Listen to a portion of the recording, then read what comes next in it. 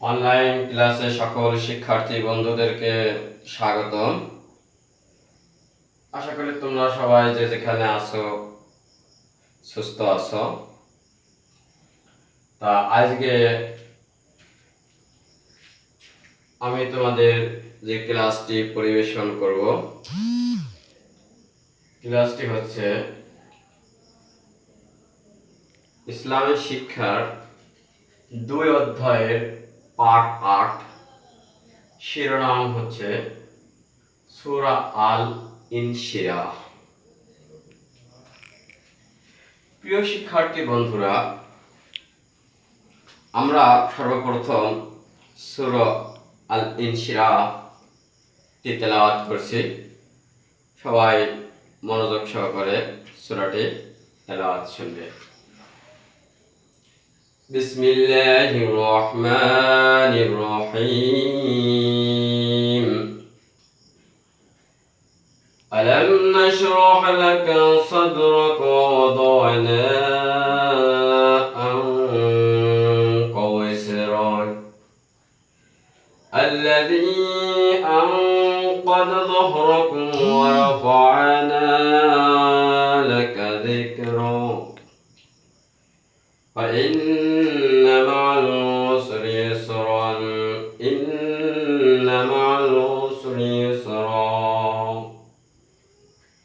فإذا فرغت فانصب وإلى ربك فارغب সাদাকাল্লাহুল আলিয়্যুল আযীম। প্রিয় শিক্ষার্থী বন্ধুরা, আমরা কোরআনের সূরা আল ইনশিরাহ তেলাওয়াত করলাম। এবার আমরা এই সূরার পরিচয় জানব। শিক্ষার্থীরা ব্ল্যাকবোর্ডের দিকে একটু নজর করবে এবং আমার কথাগুলো শুনবে, বিষয়টা একটু ক্লিয়ার হবে, তাহলে বুঝতে পারবে। এই সূরার পরিচয়,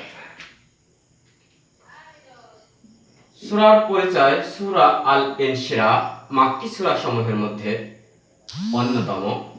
এর আয়াত সংখ্যা মোট 8টি। এটি আল কোরআনের 94তম সূরা। এই সূরার প্রথম আয়াতে নাশরাহ ক্রিয়ামূলের বিবেচনায় এই সূরার নাম রাখা হয়েছে সূরা আল ইনশিরাহ। তাহলে আমরা পরিচয় জানতে পারলাম, যেটি মক্কি সূরা সমূহের মধ্যে অন্যতম একটি সূরা।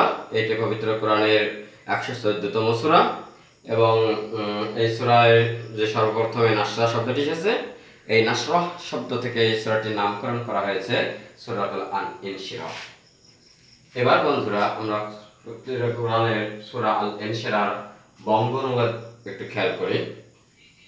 দেখো, এখানে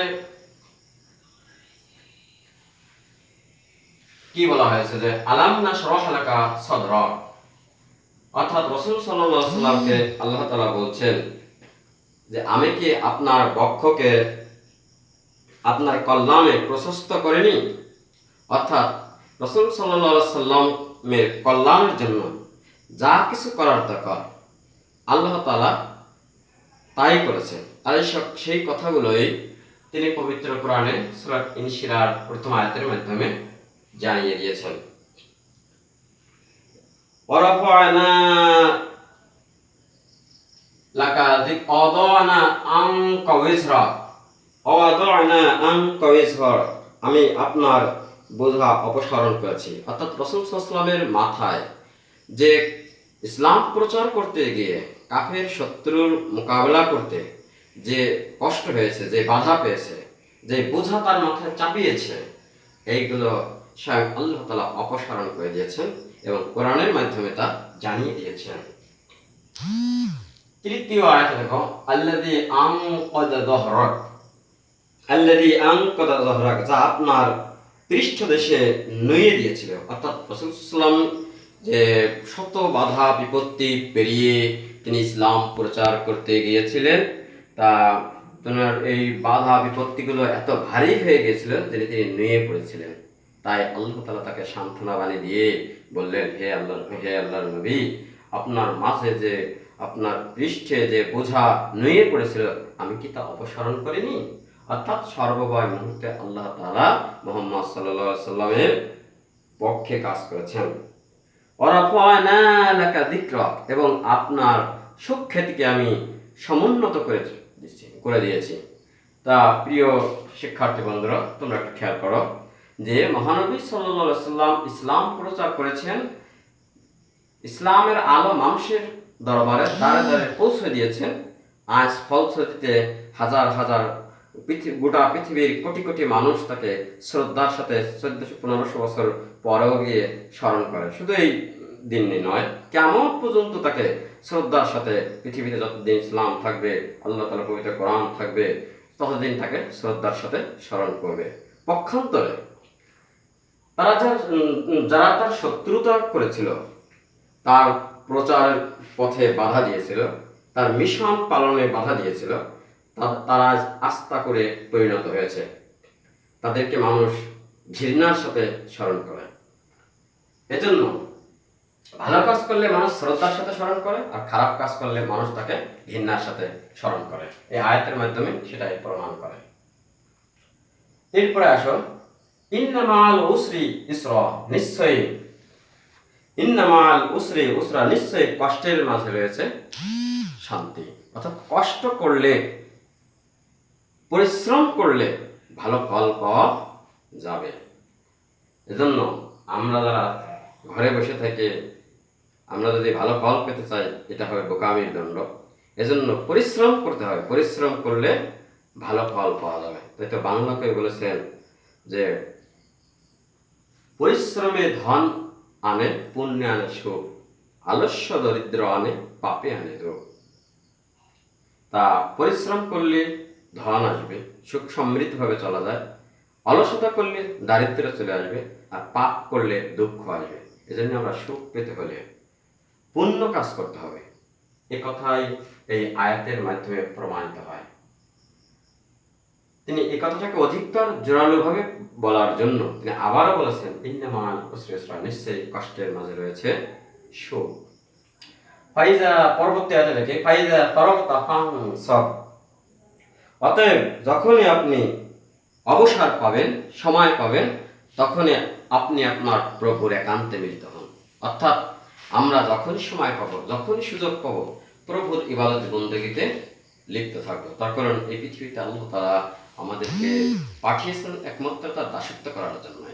পবিত্র কোরআনে মহান আল্লাহ তাআলা বলেছেন যে ওয়ামা খালাকতুল জিন্না ওয়াল ইনসা ইল্লা লিয়াবুদুন, নিশ্চয়ই আমি মানুষ এবং জিন জাতিকে শুধুমাত্র আমার ইবাদত করার জন্য, আমার দাসত্ব করার জন্য, আমার গোলামি করার জন্য সৃষ্টি করেছে। প্রিয় শিক্ষার্থীরা, এটাই প্রমাণ করে যে আমরা যখন সুযোগ পাবো, যখন সময় পাবো, আমরা প্রভুর একান্ত সান্নিধ্যে ইবাদতে লিপ্ত হব। তাহলে আমাদের মাঝে আল্লাহ তাআলার ভালোবাসা, রহমত সম্প্রসারিত হবে। পরবর্তী আয়াতে, শেষ আয়াতে দেখো, এখানে বলা হয়েছে ওয়াইলা রাব্বিকা ফারগাব, এবং আপনার